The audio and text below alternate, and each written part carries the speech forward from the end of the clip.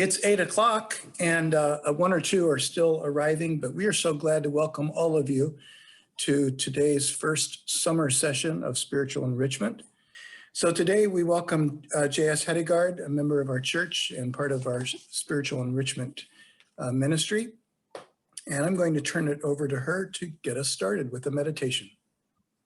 Good morning, everyone, and thank you all for coming. I would say this meditation is going to be more of a celebration, a little bit of an experiment.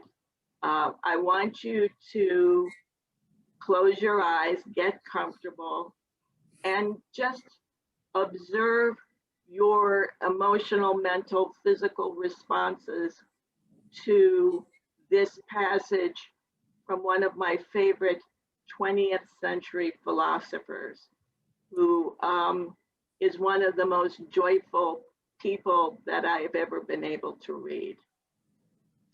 So if you could all just get comfortable and close your eyes. And here we go. If we didn't have birthdays, you wouldn't be you. If you'd never been born, well, then what would you do?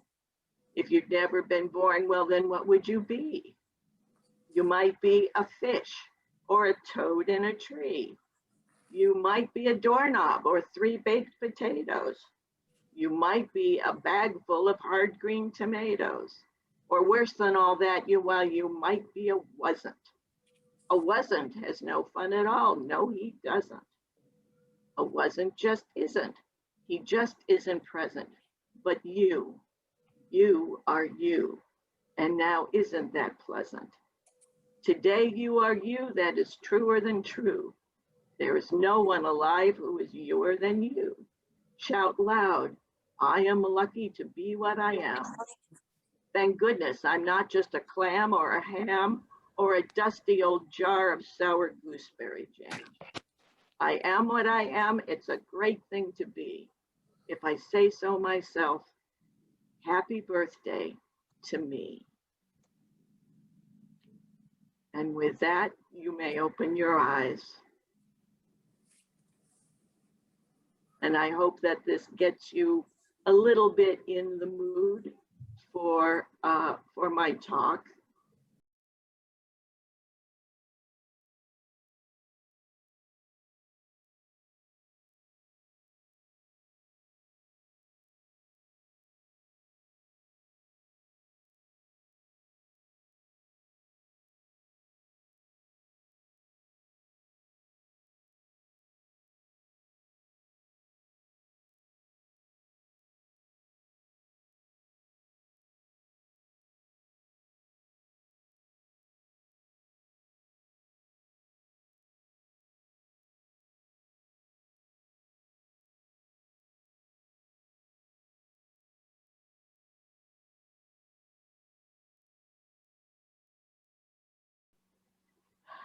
Joy, life's quintessential surprise.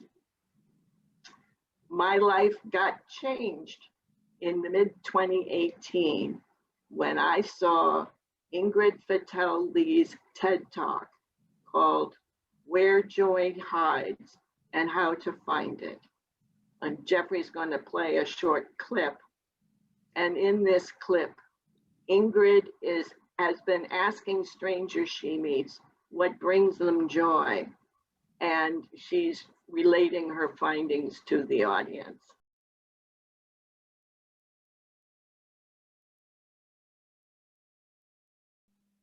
So as she discusses joy, she refers to the aesthetics of joy.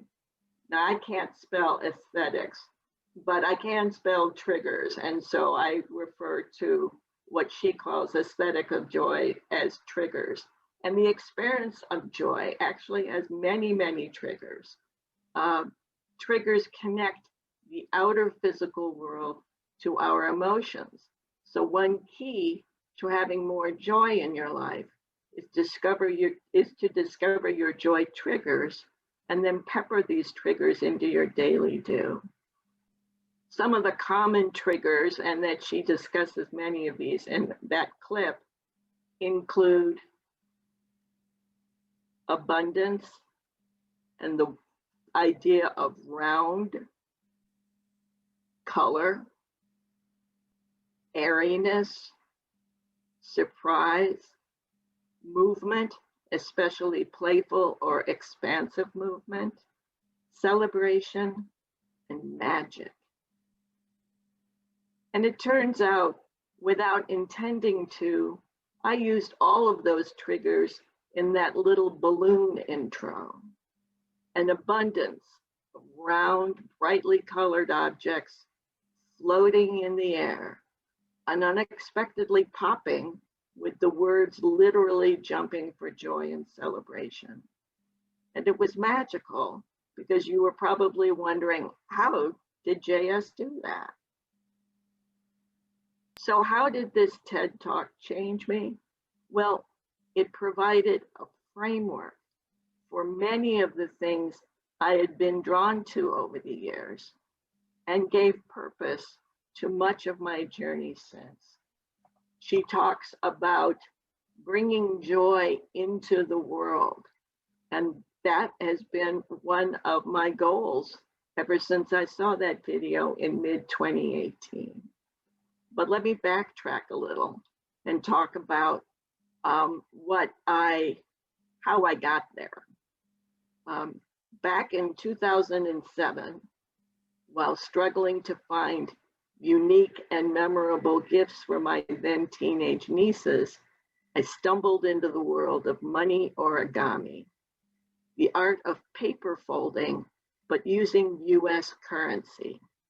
It turned out to be a mega hit, not just with my brother's children, but also with my friends.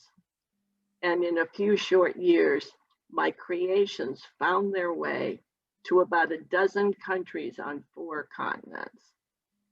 Going back to the triggers list, what money origami provides is a surprise for the recipient to receive the epitome of abundance, American dollars, magically transformed into a house, a food item, animal, angel, heart, or other design.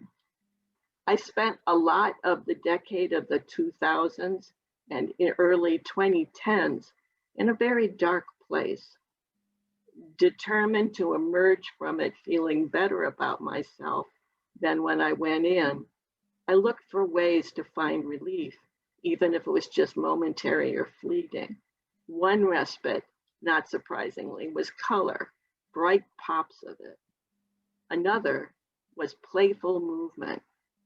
And as luck would have it, I discovered Microsoft PowerPoint's animation and drawing tools right about then, and was delighted to be able to craft a number of simple animated videos for a friend's young grandchildren, and as well as for others. Many of my family members received colorful creations on their birthdays, and I found myself drawn to the traditional roundish symbols of celebration, fireworks, joy, confetti, balloons, and other such items. And by now, I think you're probably seeing a pattern about how this connects together. But until I saw that video in mid-2018, I had no idea how expansive movement related to color, or that the sensation of airiness was related to the awe of magic and the delight of surprise. To me, they were just random experiences of a more authentic me emerging from over a decade of emotional hell. But instead of being random events, it was all connected. It was all about joy. For me, watching that video, it was really as though the Lord had brought back the burning bush, presented it in front of me, and joy was speaking to me through that bush. not literally in words, but it did have a feeling as though Joy was smiling at me in a, do I have your attention now kind of way. She'd been inviting me into her world all that time. All the money origami, all the videos, all of those triggers. It didn't occur to me to consider how interwoven and utterly unified they were until I saw that video. One quality of a burning bush moment or an epiphany is that it jolts you into the now. Whatever multitasking your mind had going on vanishes, and your body stops shifting around. You're in a wow kind of experience, but you're unable to say that or even think that word, because then your brain would take over and start to analyze what was happening. And that doesn't happen with an epiphany or a burning bush experience. It's just you, the burning bush, and the burning bush is controlling the narrative. I used the word quintessential in the title of this talk. Back in a less scientifically aware era of our history, it was thought that our existence was made of 4 elements: fire, air, water, and earth. Aristotle added a 5th element, which he dubbed ether. Later on, that element was literally called the 5th element, quinta essentia, from which, of course, we get the word quintessential. It's that otherwise unnameable and intangible necessity of life that surpasses the limitations of the physical world. In my view, I think of joy as part of the quinta essentia. Instead of being frivolous or childish, I now feel that joy is a gateway to God, a path to our authentic selves, and a precise and a precious gift to share. And also, by the way, it's free. So joy has been transforming me. Previously a serious, critical, overly analytical, geekish individual into one of her ambassadors.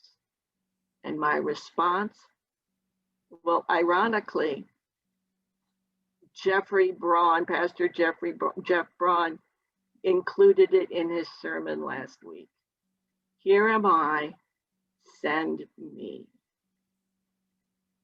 I want to leave you with a quote and then pause for questions, comments, and feedback, after which we can move on to how joy influences my life now, especially in my drawings. Maybe they're listening to the noise rather than to the silence. For those who don't know me, I have developed something of a philosophy of life that I follow with dedicated fervor. And I have a bunch of beliefs about my life and my spiritual journey that I tend to call the Book of JS. And this is one of them. Jess, would you like me to bring us back all together here now? Yes, let's do that. Okay. And does anybody have any comments, questions, feedback about how I got to this epiphany before we go into how it transforms me and how it plays a role in my life now? Yes, JS, what were you searching for on the TED Talks when you discovered this unifying speech? At this particular point in my life, I was looking for just something that I would resonate with, a key word or an inspiration that I might carry forward in my life. And it ends up turning out that this particular one was sent to me by an individual, and I wish I could remember who, and I no longer do. So thank you, whoever that person was. And it just struck such a strong chord. I think I watched it 3 or 4 times in the space of 2 days just to make sure that I heard it correctly.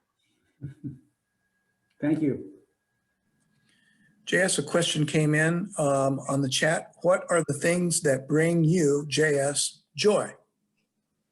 Well, I'm going to get to that in a minute. What I wanted to do with joy was to be more aware of those things and to make sure that I incorporated them in my life. And many of those triggers that I showed really resonate with me. Playful and expansive movement, for example. Catherine can resonate with this one. Does anybody ever have the urge to skip and twirl down the sidewalk,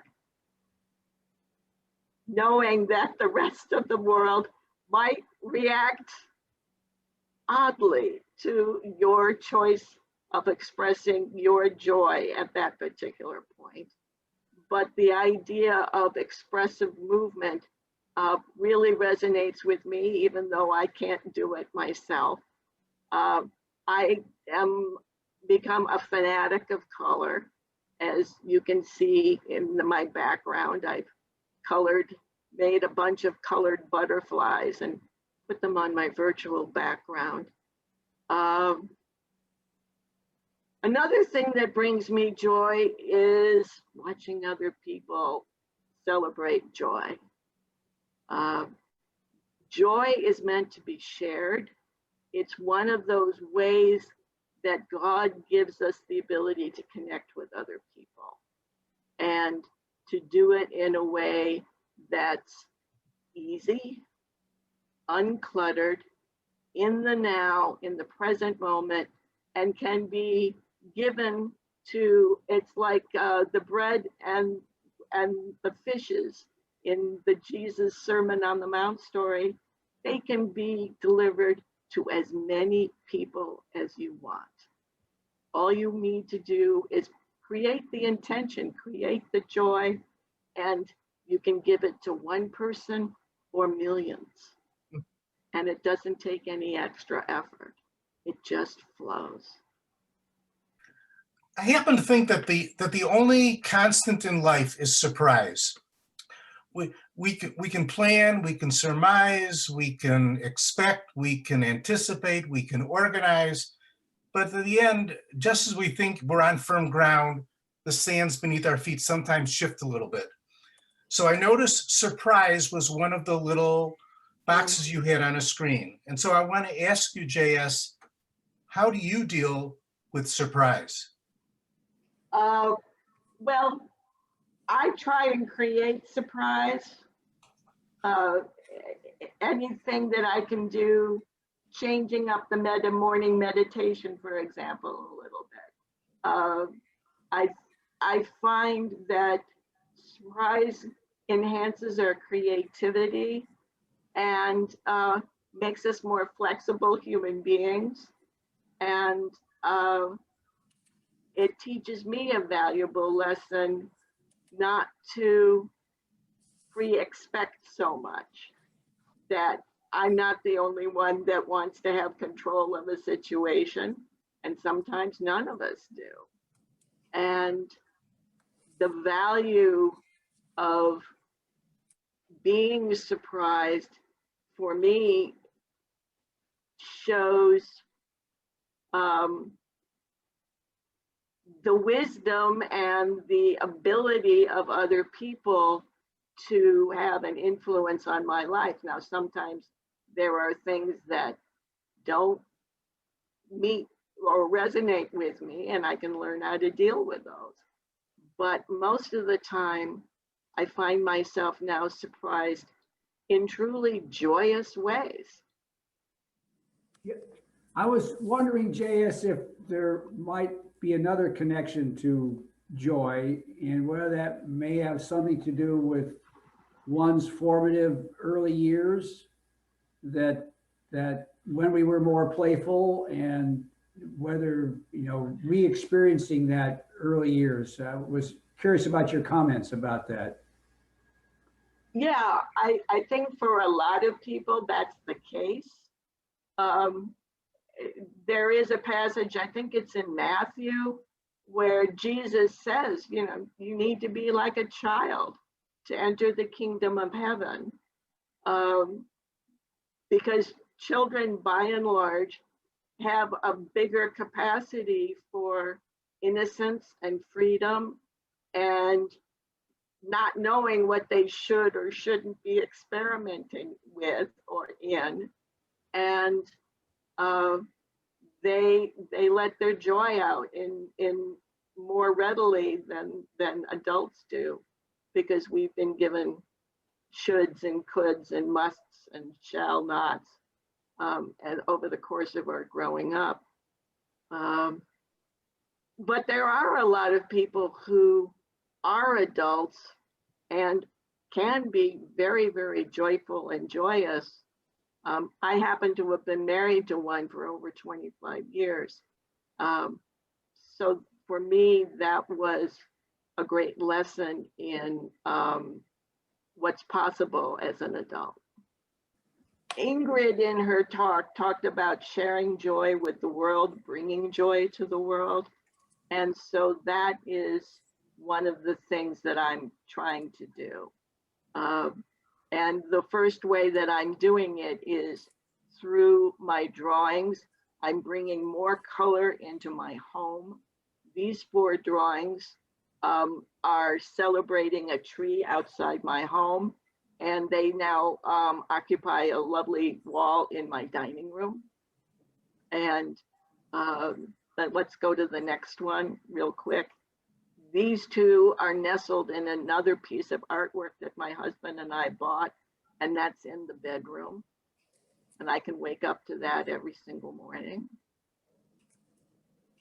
These are in my living room, lots of different color, all about water and movement and joy. With the couple that's jumping off the dock, again, childlike exuberance, innocence, and freedom. Let's go to the next one. These are other drawings. The middle one you've probably seen in a virtual background of mine. It's my A to Z crayons that are titled with life-enhancing adjectives like amazing, bold, creative, delightful, empowered, free. It's just a different way of thinking about the impact of color in our lives. Let's go to the next one. This is in Catherine's home. Thank you, Catherine, for sharing the photo. I drew this and she had to have it. And so I had it put on canvas and sent to her. And again, this one is I made for the church. Last December, we weren't able to do the poinsettia delivery by the Care and Calling team. And so I drew this incredibly abundant, lush poinsettia to share with those on our care list. And it was sent out in the form of a card.